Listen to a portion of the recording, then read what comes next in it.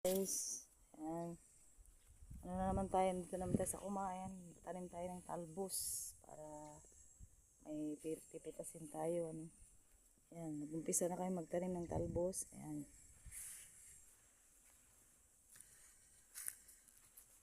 Mga talbos.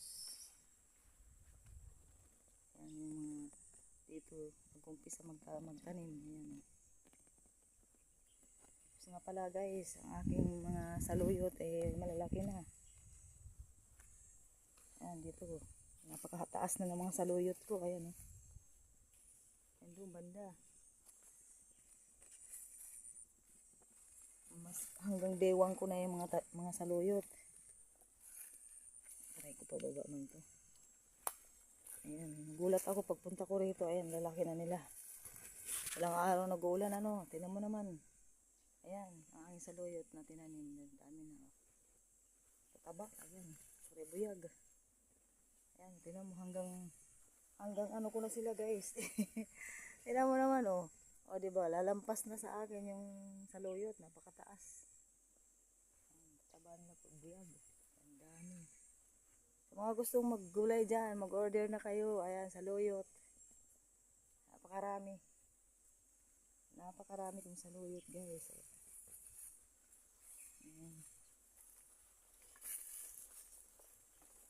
Tignan mo naman ang tsura ng ano ko din. Ay aking may bunga na. Mga okra. Tignan mo. Parang kasing tangkad ko na yata yung yung saluyot. Oh. Tignan mo. Hanggang dito sa dibdib ko yung saluyot. Mataas. Sari-saring gulay ang tanim ko dito guys. Ayan, saluyot. Pero sa nakakilala nitong gulay na to, ito. Agitway ang tawag namin dito. Ayan. Tataba din nila oh. Agitway ang tawag namin dito. Masarap siyang gulayin. Yung mga taga Sawar dyan, ayan. May utan ako di agitway. Ayan.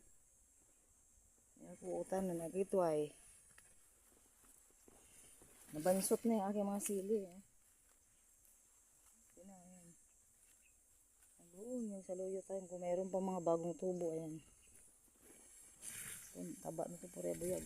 Ano naman yung aking napakataba ng agitway. Agitway yan. Agitway. Taba rebuyag. Diba? Pag maulan talaga guys yan. Nagsisipag ng mga tanim Ayan, ayan. Napakarami oh. Ayan oh. Dami kong saluyot, may tumutubo pa. At saka yung aking mga